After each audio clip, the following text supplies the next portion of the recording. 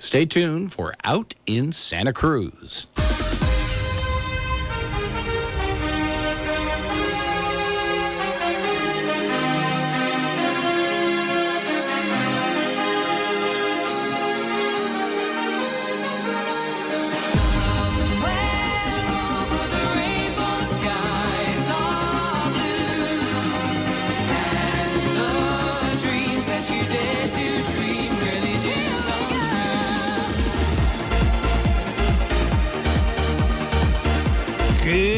Good evening. You are listening to Out in Santa Cruz. You have landed in KSCO's one and only LGBTQ show.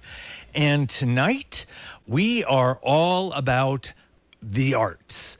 One of our favorite artists, and that is an understatement, Paul Richmond, is in the studio with us. And on the line, waiting on deck, is the renowned transgender artist Briden Schueren. And we can't wait to talk to him. And we're going to find out about this great project that he and Paul are working on. Welcome to the show. Thank you, guys. It's great to be back here. Your work has been phenomenal. We've done shows with you. You just closed Promised Land. Yeah, featuring you. Featuring a painting that I was in. Yes. That was, it is astounding and an honor to have been part of that. Well, it was very fun to paint you. I liked that one. And a lot of people said that was their favorite. Oh, so. Wow. Well, It's definitely my favorite. well, Yes, he said it, but other people did too. The fact that I loved it and it's of me says a lot, because, and to be honest, you see pictures of yourself and actually I see most pictures of myself in Shudder, but seeing that painting of me, it wasn't the physical person of me that I saw. I saw this layer of feelings that you brought out that I've never seen expressed on myself. The emotion that you get when you see it, I know you, so I know what you're like, and I know your personality, and I know how soft and gentle and I feel you in that picture exactly the way that I know you. And so I have that ability because I know you personally, but yeah, you absolutely caught every single bit of who Rob is in just the expression he's giving and just the way his eyes look, and every single part of it just completely dripped Rob. Oh, that's awesome. Thank you. Yeah. I mean, I really do try to take into account like the conversations that we have, and when you came to pose for that painting, right, we talked a lot about different things that sort of influenced the way the painting went, like different experiences you've had throughout your life as a member of the LGBT community especially. And so all of that was on my mind when I was painting it and thinking about the colors and the pose and everything. So it's good that it came through. We have physically seen you create a painting. Yes. I mean, you did this at a fundraiser at Faust. That was fun. You brought in a canvas. It wasn't blank. You had background, but you created from the picture of your model, you created his face and everything about it within the evening, within a few hours, and it was a completed work. So we saw that, but everything we just talked about, I don't know how that came through you. It's just astounding to behold. And and he's going to get mad at me for saying this, but when Bash does his artistic expressions with what he does with hair and everything else, I see that same thing. I don't know how he gets to his finished thing. And I'm in awe of all of that. Well, and I think that's just it. Everybody who's creative has a different way of expressing something, and for me, this is what works. I couldn't do hair. I can't sing, so this is what I do, and I'm in awe of other people who have different methods of expring themselves. Right. Well, I'll let you know if I find mine. Please. You're a writer. Yes, I am. But Paul, I want you to please do the honors of introducing Briden. I want to bring him on, and so you can join our conversation. That would be great. You're very close to him. I've read about him and his work, but I'd rather have it come from you. Oh, good. Yeah. So my friend Briden, I met him in Columbus. He actually ran the art studio that I joined there, Brickbox Studios, and we just hit it off right away. He's such an outgoing, creative, fun person, and he always has his hand in so many different things. He's a model. He is an activist, especially for the transgender community, and he really inspires me because he's just someone who, of everybody that I know, he seems the most comfortable in his own skin, and I know that hasn't always been the case. So he's told me a lot about his own process, and I'm not going to tell his story. I'll let him do that. But I just find him to be a really inspirational, awesome person, and I'm excited that he's here with us. And Briden, with that, I want to welcome you to the show. Oh, thank you. That was so sweet, Paul. I love you. I love you too. Hi, Briden. I can't wait to see you in a few days. I know, it's finally here. So Briden, tell us what inspires you and how you got into being an artist. I'm big into color. I know that's something that both Paul and I really relate to and connect with. Is just how we can grasp color and really just think outside of the box as far as color palettes and obscure textures.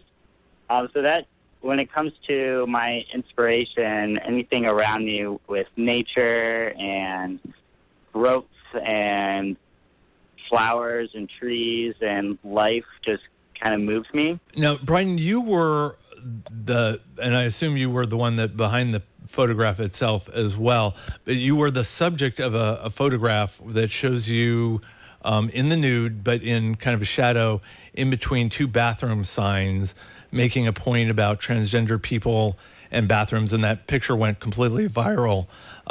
Yeah. Is that part of your artistic expression, or did you see that more as a sideline activist act? I would say a little bit both. There was an opportunity that arose, kind of not perfect timing, but perfect timing, where there was an art show that came in fruition. It was at 400 West Bridge Street, which is a very big art collective, and it was kind of a slap in the face for all the political things that were going on. And this was at the same time when all the bathroom discrepancies were happening, where people that were of the trans experience were being discriminated going to the bathroom. So I felt finally in my transition comfortable in my own skin, and I wanted to use my body as a statement piece because I've never felt comfortable enough to do that.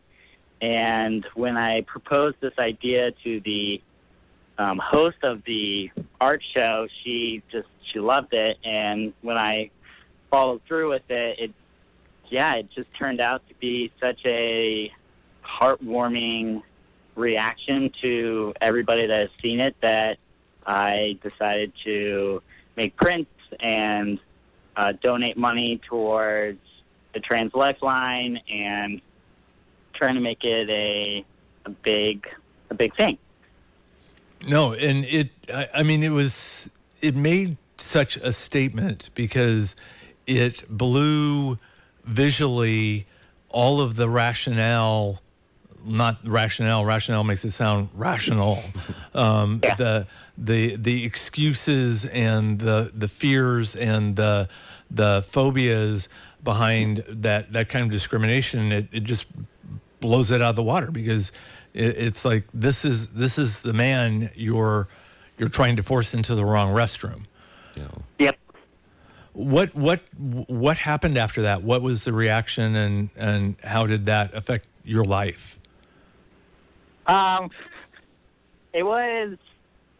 Everything happened so positively. The amount of support that I received from that photo just was a positive spiral effect where it was in multiple different art shows. It's now on display in the new Stonewall Center here in Columbus, and it's been published in magazines, and it's in many people's homes, and I'm getting a lot of response to people feeling empowered by the photo and feeling just motivated and driven to keep going, and knowing that there's hope for even a dark time that they might be feeling in right now.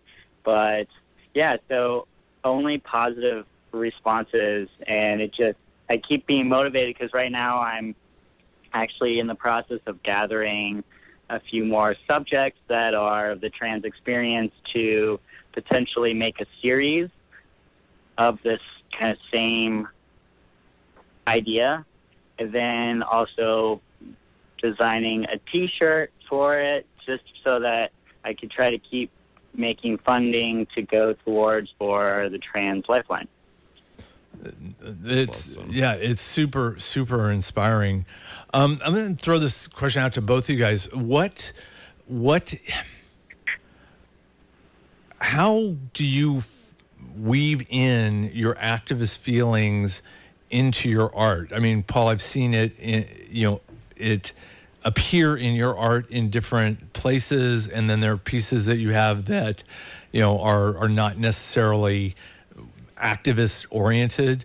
Briden, are yours the same, or is there more of a differential between your artistic expression and your activist work? I would say that all of my artwork has an underlining emotional connection that if you knew my story that was with the piece, there is a level of like a trans empowering or an activist side to it, but it might be really deep in the emotional side of it, and you can't really see it by just looking at the photo or the painting. But every single one of my pieces has some kind of connection that is either an emotional feeling that I had from many years ago, or a political statement that I like to do a few times, just to slap someone in the face. Yeah, I would say the same too, because there are different levels. Some of my pieces are extremely political and hit you over the head, and then some are a lot more personal. But in all of those cases, there is an element of here I am, and I have a right to be here, and it's about visibility and letting people know that someone from a different experience has just as much of a right to express themselves and be there. So I'm not always thinking about activism when I'm working, but I think the act of actually sharing the work and putting it into public spaces adds a level of that too. And there is always a queer slant to what I do because that's who I am. Right. And Paul, one of the things that you've done is you've created these coloring books that are kind of pinup boys, and they're very, they're sort of, they're provocative, but in a sort of an innocent sort of way. Yes. I mean, almost like something you would have seen in the straight world in like the 60s. Exactly. That was my inspiration. I love the old pinup girls, and they were never boys like that. You never saw men portrayed in that same way. So I thought it would be fun to do a gender swap. The thing I've noticed online, and correct me if I'm wrong, but it seems like you're getting more backlash on that now than I've seen. Oh, there's always been backlash, but I haven't always shared it. Oh, okay. But now I actually just have fun with that and respond to some of the comments and things. I think some people just get uncomfortable when they see something that pushes their buttons or pushes them in a direction of thought that they had never gone before. But that kind of controversy is usually a good thing for me ultimately. It means that it's reaching enough people. If you reach enough people to make some angry, then you're probably doing a good job. Right. So I don't mind that, but I do try to respond just to let everybody else know that like it's okay to speak up for yourself and to defend what you're doing. Yeah, no, I think it's all part of that spectrum of self-expression and what it all doesn't have to be serious. It can be fun-loving, but still you. Yes. Briden, were you doing art at the same level through your whole path of transition, or did it come into play stronger at one point or another in your your journey? Throughout my whole journey, I've been tapping into art or being creative in some fashion. I would say that as of the past 5 years was when I was really having like a harder time just accepting who I am and my journey and what I was going through. And art really kind of saved my life in the sense of having that outlet and having that ability to really express myself and finding a way to get the deep-seated feelings inside and putting them out there and kind of like graduating those feelings and moving on. So I would say that throughout my whole transition, I've been an artist, and I grew up painting with my grandmother, and I just now am getting more into refining my skill set and falling more in love with the style of art that I do. And we are back. You are listening to Out in Santa Cruz on KSAO AM 1080. Rob and Bash and Rob, and tonight, Paul and Briden, who are two incredible LGBTQ artists, each in their own right. They each have their own collection of works and milestones and amazing things that they've done. But now they're bringing that all together in a project called Rise to Change. And there's a hashtag Rise, the number 2 change. So Paul and Briden, tell us about what is this about? So it started because I was approached by California State University, Monterey Bay, CSUMB, to do some sort of a project there with the Service Learning Institute. So that's a department of the campus that works with students and deals with social issues, activism, that kind of thing. And it really seemed like a good opportunity for our anti-bullying project, You Will Rise, to kind of collaborate with them, because we're also very much about kind of inspiring activism and social movements and encouraging people to speak out. That's really right. What You Will Rise is. So Briden is involved with that, and just through the process of kind of brainstorming and collaborating, we landed on this idea to create a big mural that celebrates activism from throughout history. So protests, marches, people carrying signs with powerful messages that we remember, that should be remembered and celebrated. So we asked people to post on social media their favorite protest sign, and it could be a current one, it could be their own sign that they made for a march, or something that they found online and just shared for inspiration. And we saw so many different signs. And then, of course, going and participating in the Women's March and different things, we've seen a lot of signs ourselves in person too. So we've been collecting all of that kind of stuff as inspiration. We photographed models, 15 different models, very diverse group of people. And now we will be painting them into this mural live on site the first week of February at CSUMB in Monterey. And people can come and hang out and watch us, and then we'll be unveiling it at the end. Now, and as we were talking during the break, you guys are not physically together right now. Briden, you're back in Ohio, is that right? Yeah. So how has the work been working on this together with that distance between you? We've actually really work well together. We kind of divide and conquer. So I've been photographing people since I'm here, and we wanted to work with local models. And then Briden is working right now on kind of figuring out an overall color scheme and design kind of layout for the piece, because we really want it to be very prismatic and colorful and geometric, and that really plays into his style of work and what he likes to do. So we're trying to draw on each other's strengths. I am always drawn to people and figures in my own work, so I'm dealing with the models and kind of designing that element, and then we will just kind of bring the two together over the next few days and finalize the design before he gets here and we start working on it. Well, you kind of answered somewhat the question I was just going to ask you, but I'm going to ask it anyway. Yeah. How do you each define each other's styles, and how is that meld happening? Well, I would define Briden's style as awesome. And I've really been like inspired by him, especially when we were in the same studio together. I loved how I would always show up and I would be working on an oil painting because that's what I do.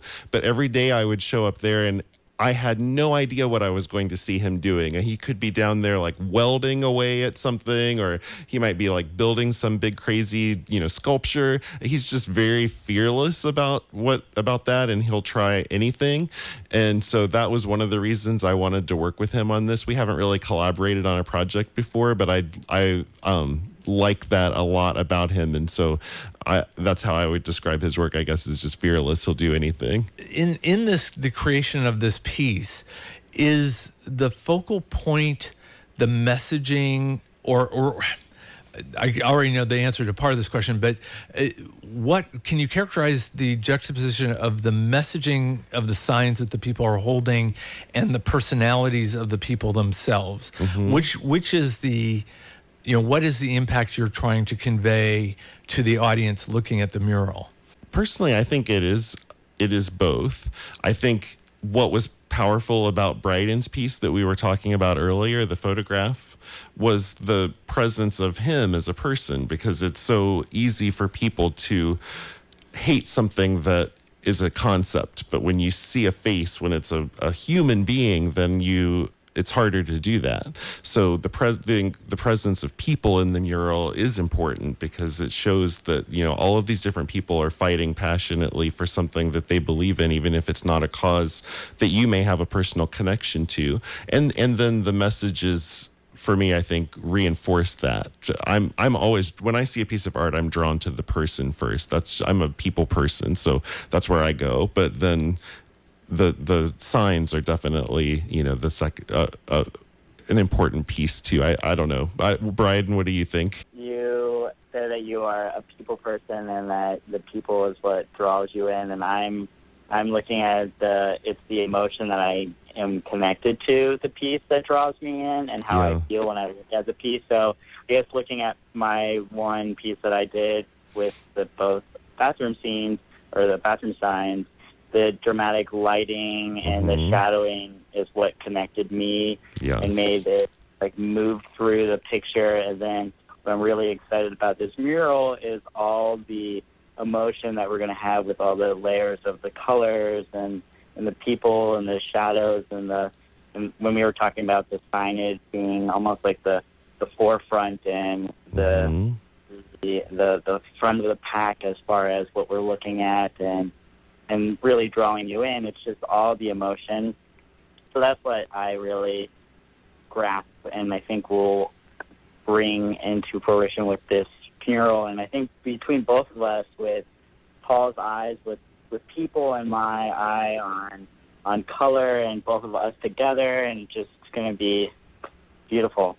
I agree. I'm excited. And I think that is what makes a good collaboration really work, when you can play to each other's strengths. Yeah, absolutely. Absolutely. So let's get some definition so people, when you're completing this, and what is the timeline of its completion, and where will they be able to see it? It is at the CSUMB Service Learning Institute in Monterey Bay. And the dates that we will be working are February 4th through the 8th, so Monday through Friday. And people can come. Actually, if you go to the website, rise2change.com, and that's the number 2, so it's rise, number 2, change.com. It lists the specific dates and times that will be there. And if teachers want to bring groups of students to come and work with us, we have some that are already planning to do that. That's definitely an option. Or anybody from the community that wants to just come and hang out, either to watch or to help us paint, because there will be some big areas of flat color. So even if you're not an artist, you can come and participate and help. All that information is listed on the website, and everybody is welcome to come and be a part of it. And then on the 8th, on February 8th, we'll be unveiling the mural from 4 to 6 p.m. We're having a fun kind of reception with different groups from the community. Young artists are going to be displaying their activist artwork at this event, and some kids are going to be coming and performing from this group called Palenque Arts. These awesome young people that will be there singing for the group. And so it'll be a really cool celebration of community and activism and everything all at once. Wow, it sounds phenomenal. You guys it's so impressive, and we're down to our final minutes. What haven't I asked that we need to talk about? What's Briden's website? Where can they go to see your work? There you go, Briden. You can go to thatguysart.com. Because the fact that no one seems to you've been doing very well this whole time, but no one knows how to pronounce my name, so they usually just say that guy or that guy. Yeah, I always wondered where you got that. That's hilarious. Yeah, one of my previous partners, he thought of it and was like, "Oh, it's just that guy." It's very memorable. Well, I want to thank both of you guys for being on tonight and sharing your art with us. Phenomenal work across the board. Can't wait to see this. Can't wait to hear about the event itself. I want to thank Bash, as usual, for being here and being himself, and couldn't do it without you. Yay. Love you like crazy. Love you too. For all of our listeners, you are listening to KSAO AM 1080. Rob and Bash, we will be back again next week, and we will talk to you then.